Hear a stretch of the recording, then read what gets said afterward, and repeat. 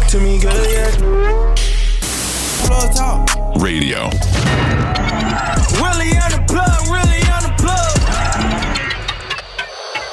Hey, what's going on, guys? This is your girl, V, aka Vtheplug. Thanks for tapping back in with us here at Dash Radio. We are on Hollywood. See, I'm thinking about the hood. Hood. We are on Hollywood Boulevard, Walk of Fame. Come see us. We are here every week. Today is a special day. I have a special guest. Let's clap it up. Let's clap it up. I appreciate that. Yeah, it is a month that we focus on mental health awareness. We are learning constantly about our mental and physical bodies to be better in the light of the world. And that's what Plug Talk is all about, spreading light, spreading power. And today I have Hood Buddha in the house. How you doing? I'm doing all right. How are you?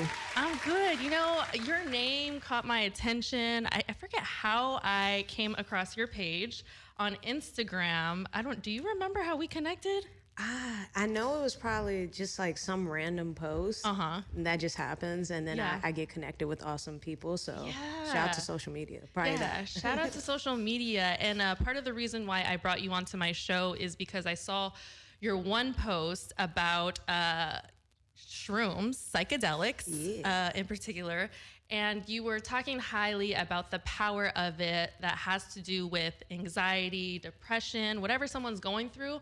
But it is the system of the way it's developed in a clinic, and you could tell us more about it. It's more monitored and to help that. So today I brought you on not only because you're a music enthusiast with producing, songwriting, and have your own music, which we'll get into later in the show, play a little bit of that.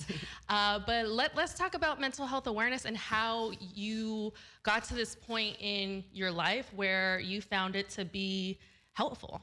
Oh man, I mean, really, it's a part of my spiritual journey.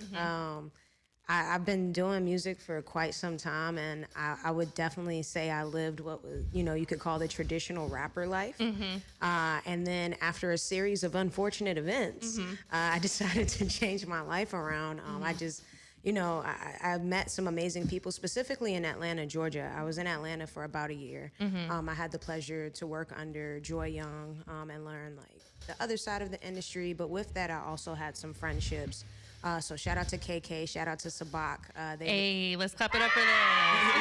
Give it up for my peoples. Yeah, but they really taught me a lot. And it was just like, again, some series of unfortunate events. I actually developed PTSD on my own and dealing with my own battle with anxiety. And Tell us a little bit about, you said in Atlanta, right? Yeah. Tell us a little bit about your experience there. And you mentioned Joy. Yeah. So I moved. For the people that don't know, Yeah, so I think it was like 2013, 2014 in Atlanta. So I worked with Joy Young under J Couture Productions.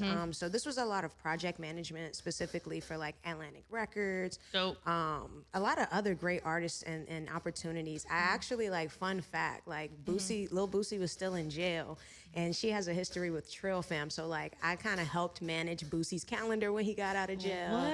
Yeah, I had like a really crazy incident where I went to like jail for a weekend. We'll not talk about that, but like that was my induction to Trill Fam. Yeah. So we lived a cool, it was a cool experience. But I mean, it was also a lot of learning and growing that occurred there as well. For sure. So the name Hood Buddha, I mean, you spoke a little bit about, what just happened. But how did you get that name? Yeah, so I actually didn't even grow up in the hood. I grew up in the country. Okay, that's good to know. Like most people, I moved out pretty young, like 18 years old, and that landed me in the hood. And as I've gone through this journey, my wife gave me the name Hood Buddha. I said something one day, like I have these soapbox moments in the house, and she was just like, all right, Hood Buddha. And I was like, oh, I like that. Because that's who I am today. Yeah. Like, we're on the journey, but it can still turn up. Yeah. No, for sure. I feel that. I think just like Vtheplug, like everybody's like, what are you the plug for? You got drugs, you got this, you got that. And I'm like, it's a different plug, when you're trying to figure out your journey, you got to be wired a certain way. You need to be able to create light and create power. So it's more like that's the metaphor. I feel like everybody in LA, and I don't know if it's just LA, but everybody has a second name. So it's kind of funny. But I love that. Can you talk a little bit about, transferring to LA? So you were in Atlanta, then you made the journey back. So actually, once I left Atlanta, I went back home to Virginia. I'm originally from Virginia. Shout out to the 804. You already know what it is. Hey. And then I was doing a tour. Shout out to my homie Super Soup. He's an amazing artist and combat veteran, and he was doing a tour called the Freedom Tour. One of the stops was in LA, and that was in 2016. So I came out here about May, spent like a week out here. My best friend was already out here, and I fell in love with, I don't know if it was the sunlight or what, but I was like, I need to come back. That LA, Cali sun. Yep. Dope. So I want to get into the details of what you can tell us about the psychedelic clinic. We had spoke when it was in the midst of operating. Yeah. So tell me what happened there. Like it got taken down. Is it legal? Yeah, so First of all, our psychedelics are legal, right? So some psychedelics are legal. So in the sense of like psilocybin mushrooms, those are not legal for clinic use yet, hopefully one day. But a lot of the clinics you see now, they'll do ketamine. Which what? Yeah, I know, but that's crazy. I know, but it's actually like really transformative. Yeah. So ketamine is actually a dissociative anesthetic. They discovered it was created like they used to use PCP in surgery centers, and so they were trying to find something else that could kind of give the same like benefits without people hallucinating. And then here comes ketamine, and people are coming out of these journeys and having these super profound experiences. So it's available for white label use, and so it's used for mental health, treatment-resistant anxiety and depression, which means folks that have tried at least 2 different, forms of therapy, and it just did not improve their symptoms. Really? Yeah. Interesting. We're gonna play a little bit of background music in spite of the psychedelic things that we're talking about. So the clinic, what happened there where it kind of shut down? Was it a business thing or was it a city thing? No, it was a business thing. Okay. The company was going through restructuring, and obviously terrible or perfect timing, because the day after I made that post, just trying to inform people about the work, I received notification that my clinic in Santa Monica would be, shutting down. So. And how many clinics are there? Well, shoot, at the that time. That you know were up and running. Oh, that were up and running. Because I'm wondering if because it's not a really common thing to have a clinic like that, right? It's not, and that's kind of one of the issues, I guess you could say, on the business side, being careful not to scale too fast. Because at one point we had like 11, 12. I mean, we had a clinic in Amsterdam. We had a psilocybin laboratory in Jamaica. I guess it was just everything and everywhere, which is needed, but it's all about, proper execution. So at the time when I received notification, there were only about 4 clinics operating. Wow. Yeah, I feel like it's fairly new. I have a friend that's actually a nurse, and she's worked with a lot of patients, and she does a lot of research on psychedelics. She's into music as well. She makes beats. Shout out to Remody. Her thing is like remedy, Remody. That's hard. I'll have to connect you with her, but she's amazing. We've been friends since preschool, so that's how I kind of know a little bit about it. But yeah, so going back to the clinic and how it has it helped you personally? You went to the clinic, right? Oh yeah, absolutely. Just from being able to work around mental health professionals 24/7, like I literally got like an accelerated path to my growth. And then also trying the therapy myself to also understand what the patients are going through. But I learned a lot about myself. So between the ketamine journeys and then also my own psilocybin mushroom journeys, absolutely. So what things you did the ketamine journey and was it microdosing or is it full on shrooms? I did full on mushrooms, but I actually did mushrooms before I tried ketamine. I did like 2.5 grams of mushrooms on an empty stomach, tripped my life away. What? And then like maybe 3-4 weeks later, I did the What happens to your body? Like Because is it different for everybody? Oh, absolutely. I like to call like psychedelic journeys are like snowflakes. You know, everything's different. So my psilocybin journey, my mushroom journey was super intense, and like I did it with my wife, and like literally on my side of the room, everything was like dirt and dirty. Her side was all like sunshine, and I was like, what's going on? Do you know that you're in that state of mind at the time? Does it feel like a dream or a fake world? How would you describe it? For the mushrooms, I would say it felt like everything was coming towards me. Like that's the biggest difference between like mushrooms and ketamine. I felt like everything was rushing towards me and I had to just face my ish, as we say. But with ketamine, I felt like I was kind of journeying and going somewhere. Interesting. Yeah. Wow. I've never done ketamine. I've microdosed with chocolate before. But that also made me feel like it was more, I was hyper. I felt like I had an energy drink and there was more things that popped out. But like, I'm scared because I don't do a lot. I just took a bite of it. So. Oh, I will never take that many mushrooms again. They talk about a hero dose, which is supposed to be like 5 grams. No, 2.5. I'm a hero. Yeah. I'm good. Yeah. So what's the largest amount that you've seen someone take? Ooh, as far as psilocybin mushrooms, man, messing with these people out here in LA, a lot. Like, I don't even like several. I know folks that have done like very large 10-gram journeys. Like, super. And we're talking about the whole shroom, right? The whole mushroom. Yeah, I mean, not the microdosing chocolate bar, because I'm only familiar with the chocolate. So I had it in chocolate, which is also kind of like an advantage or disadvantage how you look at it, because you don't know how much you're taking. So I know that what I took was 2.5 grams with everything, including the chocolate. I have no idea how much of that was mushroom. I could have been doing 2 Yeah, because you really don't know. There's like little specks inside of the chocolate, and you're like, well, how many shrooms are in that piece? I don't know. I'm like, all right, I'll take 1 bite. This is a 1 bite day. Yeah. No, for sure. So describe the experience. I'm a patient. Okay. I walk into the clinic. Okay. Well, what happens for someone who wants to try it? Okay, so in a space similar to where I was at, someone like me would greet you at the door, do a warm check-in. It's your first time, so we're going to give you a tour. We're going to give you a goodie bag and your eye mask and all that stuff. What's in the goodie bag? So I really like art, obviously. So sketchbook, eye mask, like color pencils, just like journals, stuff like that. Is this something that you create for them, or the clinic creates for? Is it individually? The bags were company wide, but each clinic, they kind of did their own thing. Customized. Yeah. So sometimes I'll be like, nah, y'all bags suck. I'm getting this instead. Yeah. That's so funny. So you get the tour. We'd introduce you to the nurse practitioner, the therapist that's going to accompany you. I get you in the chair, show you your blankets and everything. You'll pick your room, just so you're comfortable. And boom, I set some music and Dang. And I saw on your Instagram that it's a certain chair that you... Yeah, so it's an anti-gravity chair. I really like this chair. So for me, I like to tilt all the way back, and it literally takes all the weight of gravity off of your body. So you feel like... Just like light? Yeah, like just like weightless. Just like you're floating in a way. And for some people, when they're under the influence of psychedelics, that maybe could be too much. So we have weighted blankets. We have weighted blankets. I could already see myself like feeling like I'm falling like off the world or something. Like, we've seen it like straight like this, and they're like, whoa. Yeah.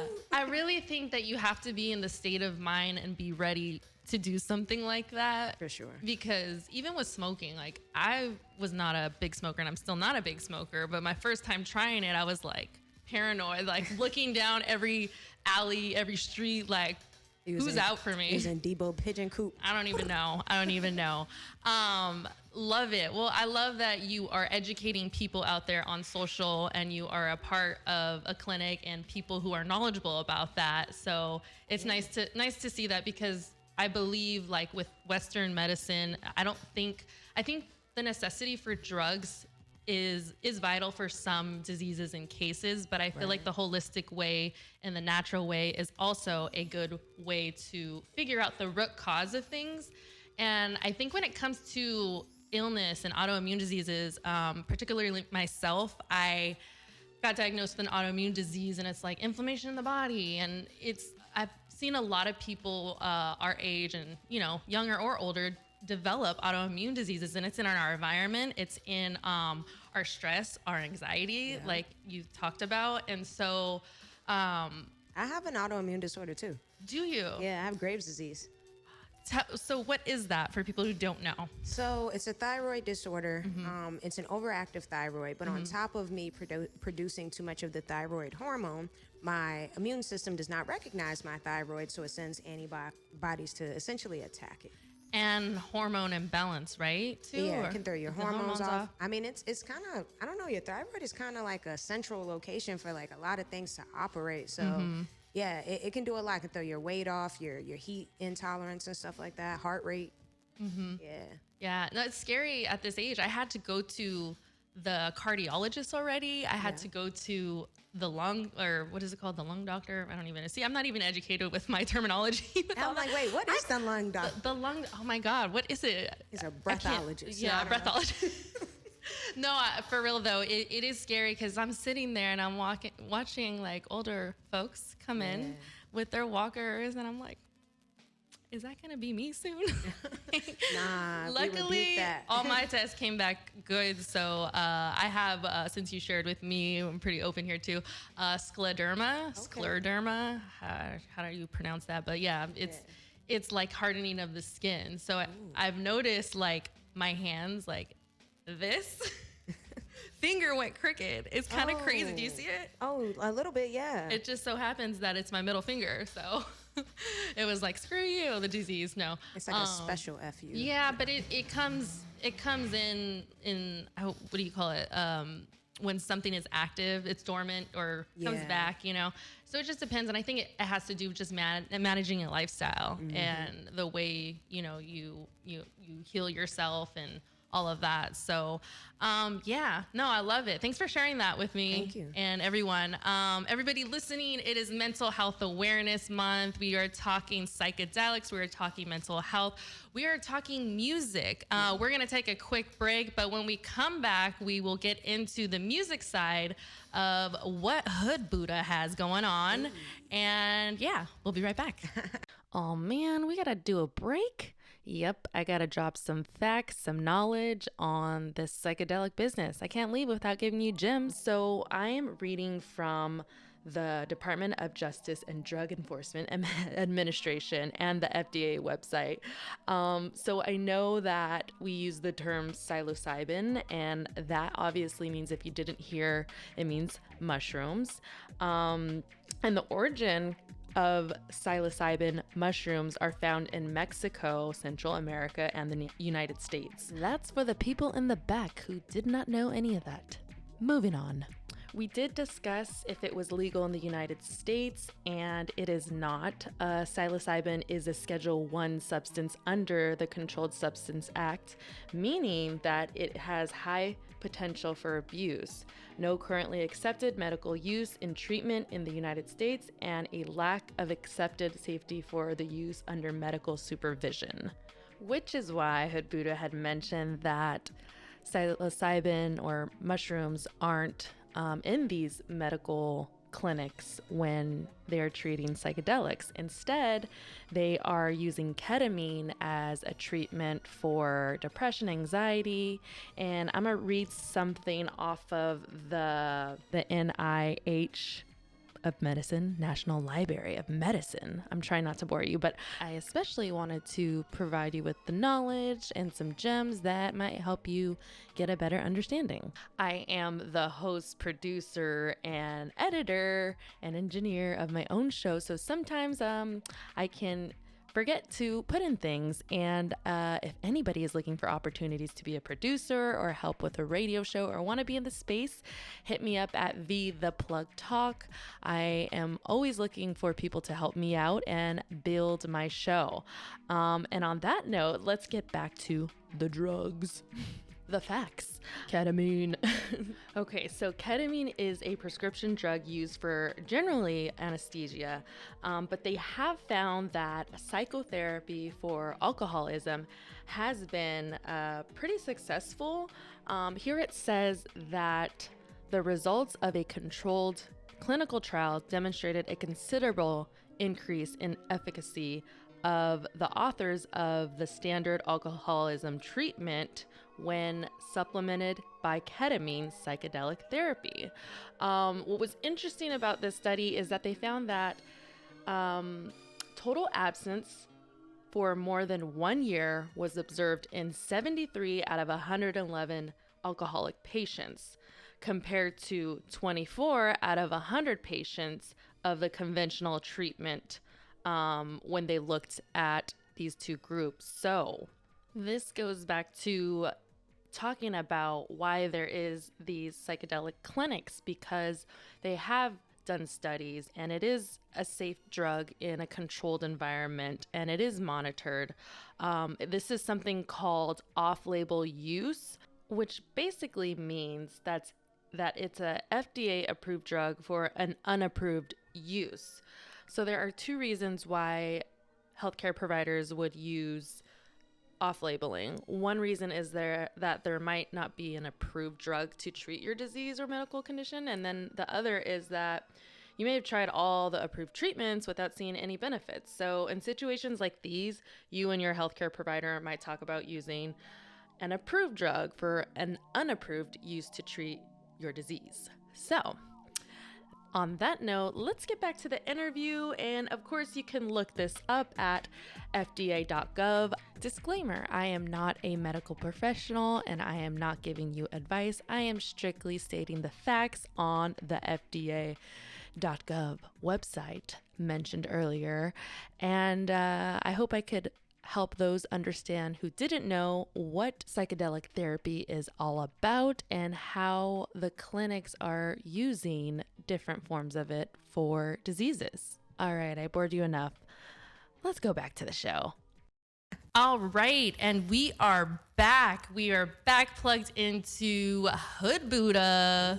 She's bringing us knowledge on psychedelics, music producing, and I'd like to talk a little bit more about the music side of things. You said that you were in Atlanta and you had, managed rapper's schedule. Boosie, right? Boosie, yeah, Boosie. Lil Boosie. Okay, Lil Boosie. So you managed Lil Boosie's schedule. How was that? Like, was his schedule like all over the place, or? Well, he was lit. So like at that time, it was 2014, right? Yeah, it was like 2014, 13 or 14. Yeah, his schedule was super packed. And I was already an artist, so I had like that creative side. But I definitely learned a lot about like organization and also the demand of an artist and how to get to it. Like he didn't let that slump hold him back. He was right back at it, getting to the money. Shout out to Lil Boosie. Yeah, shout out. I'm a fan too. Back in the day. Does he have anything current right now? I don't even know. Well, do you still follow him or not really? I mean, I never actually got to meet him. So I was just around like the label and the label infrastructure. So he don't know me from a can of paint. Okay. But I know his children are doing a lot of work and picking up, after his legacy as well. Nice. So is that when you kind of sparked the light to do music or produce music, or what was it? Or was it take us back into what was the connection that brought you to music? Oh man, to create it for yourself, where you're like, I have the ability. I've been writing since I was 8 years old. Okay. So my mom's a poet, and so it would start with writing poetry. Oh, it's in you. Yeah, it's just in me, like literally, like my first name is Chantel, and that's like French for like a music room or something. So it's like literally I'm supposed to be doing this. You're like Roxanne Chantel. The my rapper. God, I hear that all the time. Yeah. So, like I used to do little stuff like with your keyboard, how it has like those pre-recorded beats. So I would like take my girl talk, like the Macaulay Culkin girl talk. Yeah. Yep. I had one of those too. Make rap songs and stuff. But I was always super shy. I do have a lot of social anxiety. So when I turned 18, I had an independent record label, So Proper Entertainment, and I had some artists, shout to Concise and Insane. And them being my brothers as well, growing up with them, they basically forced me to share my talent with everyone. They bullied me into doing it. They forced you. They forced me, yeah. They were like, nah, you're gonna rap. So then I would feature on their stuff. And then in Virginia, I'm from Chesterfield County, so Ettrick and Matoka specifically. So everybody in Ettrick, shout Moneyfold Records, like all of them would be like, nah, you gotta drop it, Shawty, you gotta drop it. So I got my first show at the Henrico Theater. My mom literally was like, hey, if you don't wanna do this, like you don't have to go on stage. She thought I was gonna like choke. And I just went and transformed to a whole other person, and I've been addicted. When you got on stage, she's like addicted ever since. in there. To the music, slow down, guys. Yeah, facts. Those of you guys that can't see us on camera. Yeah. We're pointing to the arm, the needle arm, no. Yeah, so that's amazing. I think the energy is different when you're on stage. You see that light, you see the audience, you feel the energy of the people. And that's something like I can relate to when it comes to dancing. I used to be a dancer as a kid growing up, and I just love that energy, which is why I love radio and people, because it's the energy, you know what I mean? So, yeah, that's dope. So then take us to the first step of music. So that was when you're a kid, and what was your big kind of moment where you're like, I'm gonna be consistent with this? Well, everyone loved it, but I guess like my big moment, because I was just consistent, was 106 in Park. So I actually did, they used to have Wild Out Wednesday. I did Wild Out Wednesday back in the day, you know what I'm saying? Shout out to that.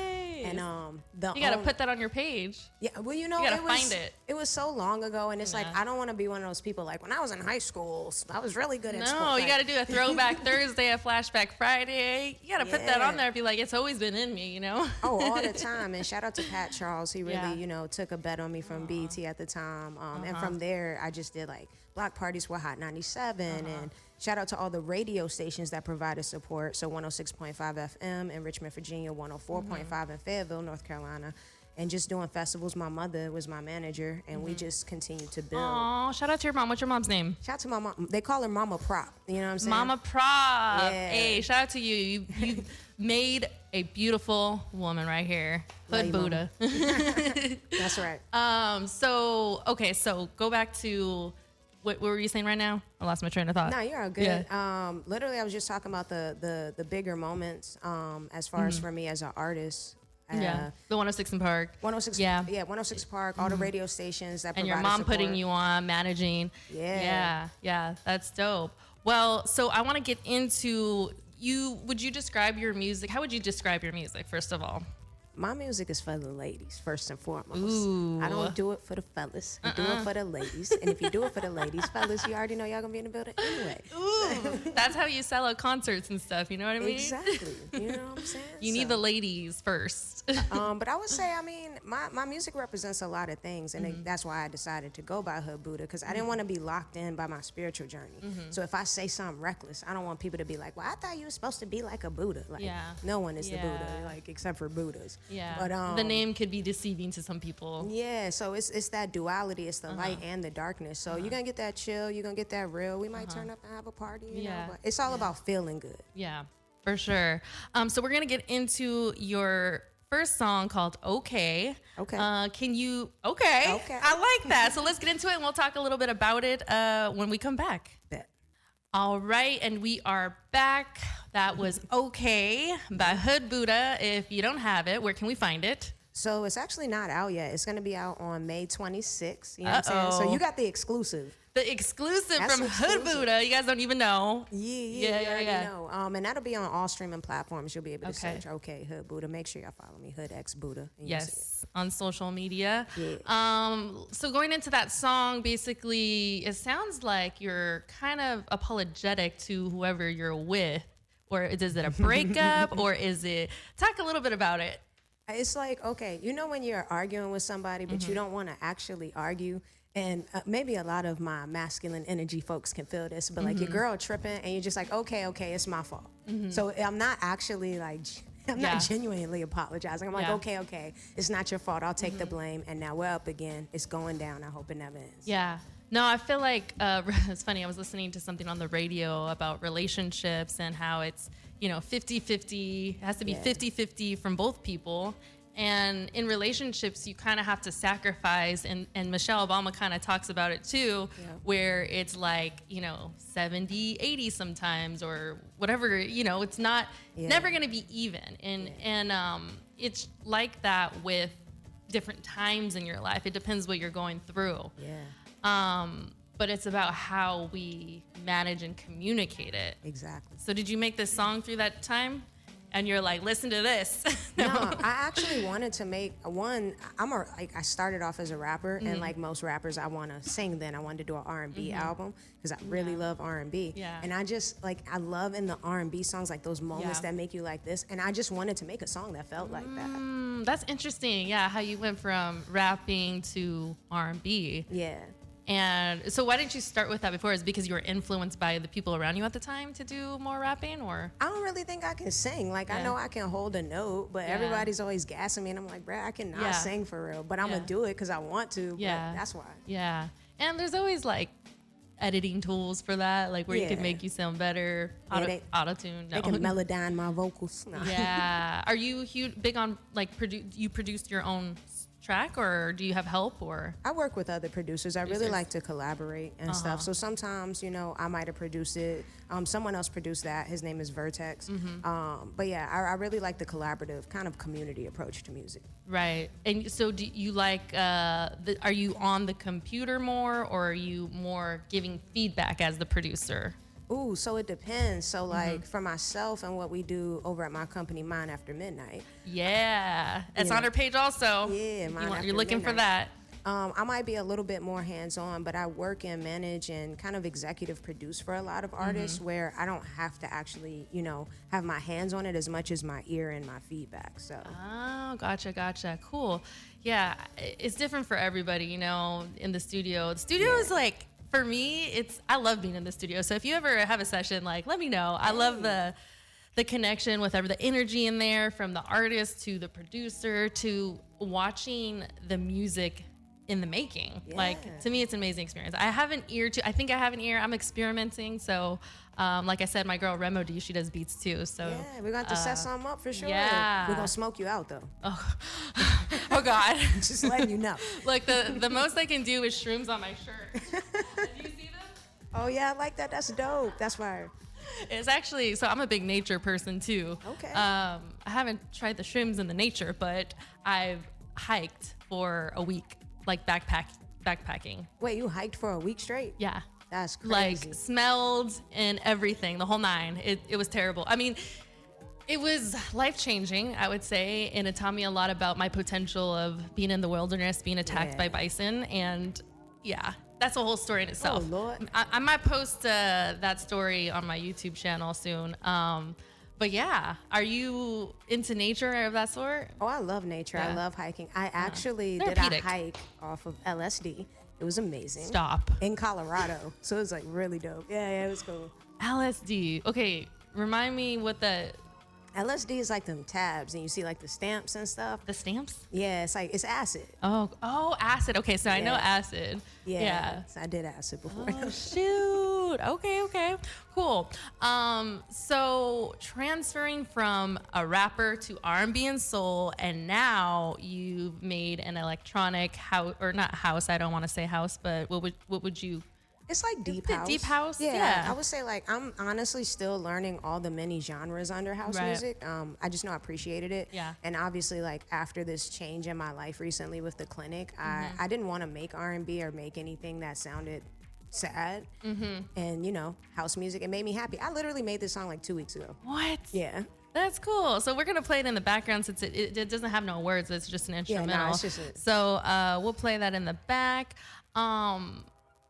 I was gonna go somewhere. Oh, so here we go. You guys can listen to it. Let's turn it up a little. It really, you know what? I'm not gonna even lie. I got up in the morning when I was getting ready. I put this on, and it made me in a better state of mind. Like my mind just was like, okay. I was like dancing. Yes. Like I was literally like, okay. Yes, thank you. That's what we need. Yeah. So I'm gonna let that play in the back while we talk a little bit about this. We were talking a little bit before. I'm a big funk, old school person.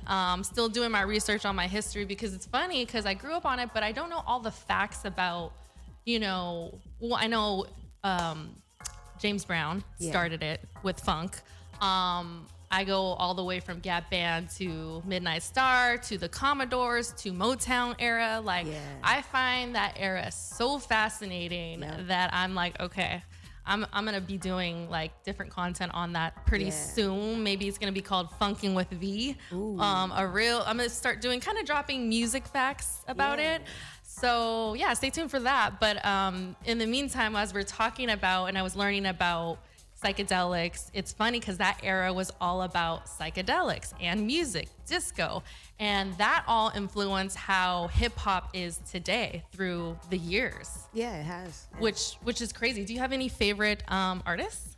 Ooh, man. So, I mean, I was really a fan of Miles Davis. He's a jazz musician, but he did Jazz is also amazing. I love jazz.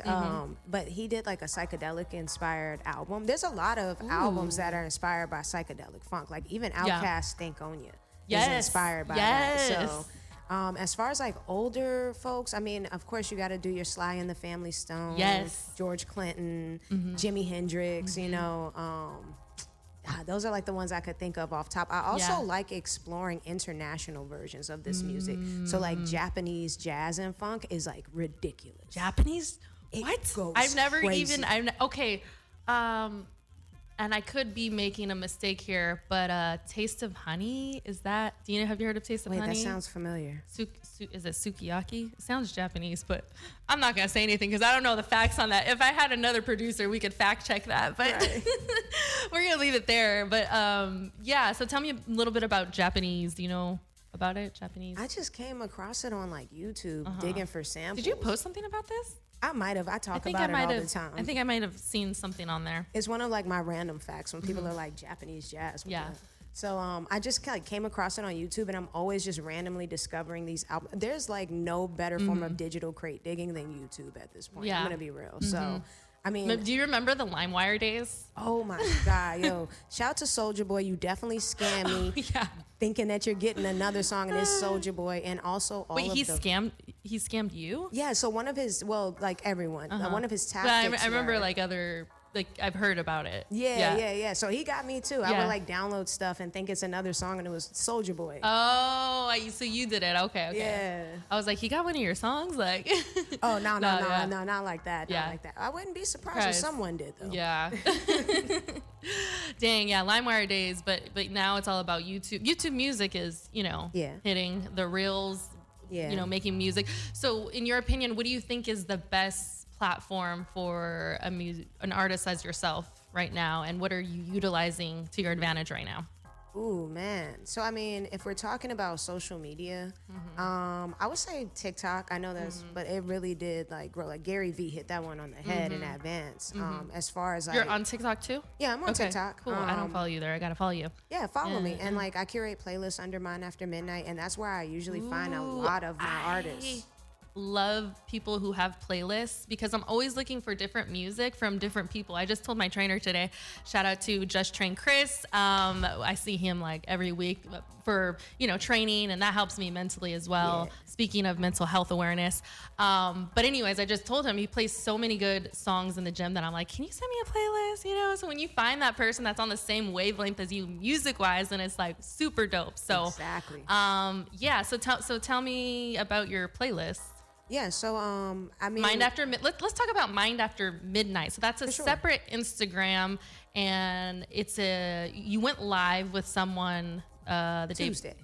Yeah. And I kind of tapped into that. So what's your goal with that right now? Yeah, so Mind After Midnight is a creatives platform for creatives that are on their spiritual journey.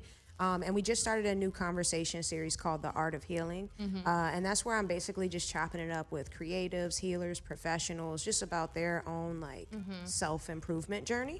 But the overall goal for Mind After Midnight is to provide education and resources surrounding psychedelic therapy. So the playlists are really just like a way for me to cultivate community and find other like-minded. Like I also have another page on YouTube where I just post like me playing The Sims. So like I'm basically finding our shared interests, and it's like, let's be friends and let's talk about this, You guys, that's what social media is all about. It's supposed to be about that. You find what you're passionate about. You find the facts and the knowledge about it. A lot of the times in journalism right now, people are spreading things that that aren't true necessarily, and you kind of have to second fact check it. But I think that someone like you who's been in the clinic and now putting it out there, that's exactly what it's there for. Yeah, exactly. So So we have several playlists.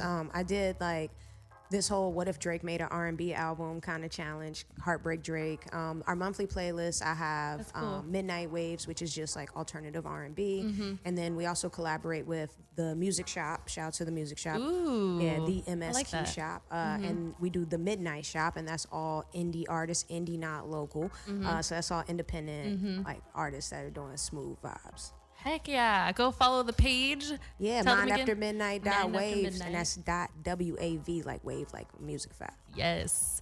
Okay. I think that wraps up our music, right? Is Yeah. anything else for the people out there that we should look out for? Just the drop on May. May 26th. 26th? So we have OK and In Time dropping. So if you're an R&B head or you're a deep house head, I got something for both of y'all. Yeah.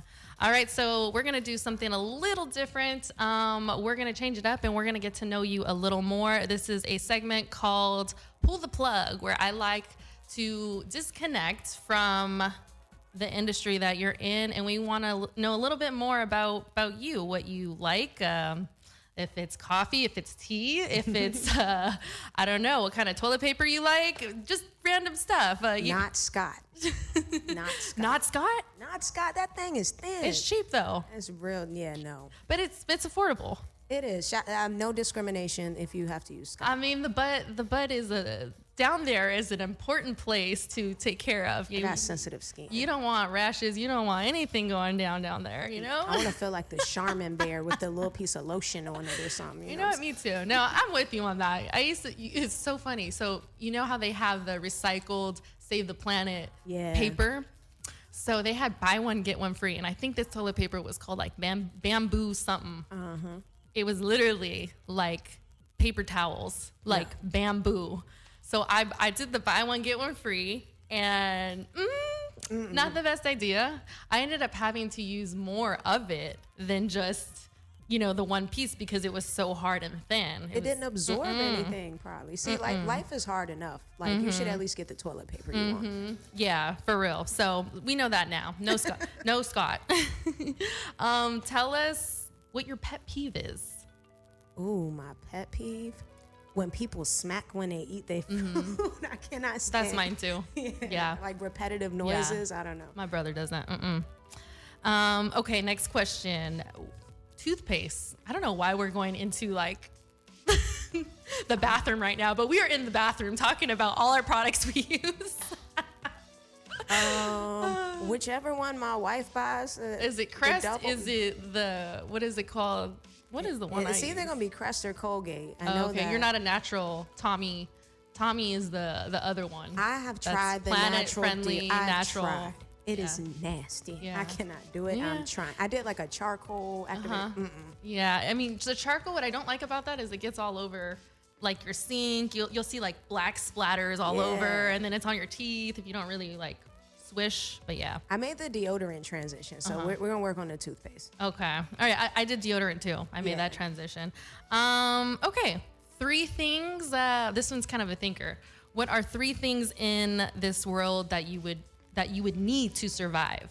If it was the end of the world, what are 3 things that you would absolutely need to survive for yourself? Oh, Jesus. Okay, so first I'm going to need my propranolol because I'm going to have anxiety in my heart rate. Got It's it. gonna be crazy. What? Propranolol. Propranolol. It's a beta blocker. Wait, is that real? No, yeah, I'm dead serious. I have to take it for my heart rate for the Oh my autoimmune disorder. And I know God. I'd be freaking out. Pop That's a what I'm saying. propranolol. This is like real medication for the real Yeah. Western medicine. It's not always holistic, like I said earlier. And Right? yeah, no, Yeah. exactly. And I mean, there's other ways That I heart could needs to like stay chill pumping. out. But like, let me take a propranolol in 10 minutes. I can figure it out. I like the name. It sounds really cool. I would say some seeds, so we can, wherever we go, we gotta be able to grow food because I can grow my own food. Okay. And then Seeds. That's actually really smart. yeah, I mean, and then aside from like water and like that, I would say my wife because like Aww. we're gonna figure it out. Right. You got to have your person with you that could keep your mind right, you know? preferably her and our dog. You never know, though. They could turn on you. Then when the world gets crazy, people get crazy, and you're like, I never thought. Nah, I ain't know about that. She's solid. I'm just kidding. Positive effects, positive thinking only, you know. Yeah, no, she been rocking with me for over 10 years now. Aw, shout out to, wait, wifey? Yeah, it's my Your wife. wifey. Hey. Okay, we'll do 2 more questions and then we'll close it out. One thing you misplace all the time. For me, it's my keys or my phone. What do you think? It's definitely my phone. It's definitely my phone, and then like my sunglasses. And my lighter. Oh. My lighter. People are always asking for lighters these days. They're like, you got a light on you? Okay, so last but not least, as we're talking about hallucinating, medications, mental health, therapy, what is one sense that you would lose if the government made you choose? Like they were like, everybody, you got to get out of here. You got to lose one sense. If you don't want to lose this sense, you need to get out of the world. I don't know. I'm just making this up. Dang. I mean, it would suck, but I guess I would say taste. Taste. Even though like it would That's suck. hard. I would say smell, but the thing is like you need smell for things. Like if there's a fire going off, how I'ma smell it? You know what I'm saying? If it's far away. But I'm like taste. I'm like, what would like actually risk my life if I couldn't taste? That's true. things? You There's- still get your nutrition. Yeah.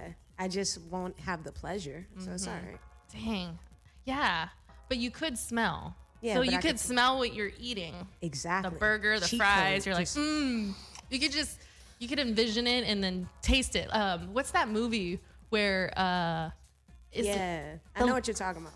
The Little Princess? Is it? I don't know if you know that. I don't think that's it. And on that note, we're gonna close out because I'll talk about that after the show. But yeah, thanks for coming to Plug Talk. You're always welcome here. Thanks for being a part of my journey. It's just gonna get bigger and bigger and bigger. And the things you do is I can see you're very passionate about it. You're creating this light out there for things that you are knowledgeable about. And we appreciate your music already. At least I do. So Thank you. You guys go check her out at Hood Buddha. Yeah, so it's at Hood X Buddha, HOODX BUDDHA. Yes.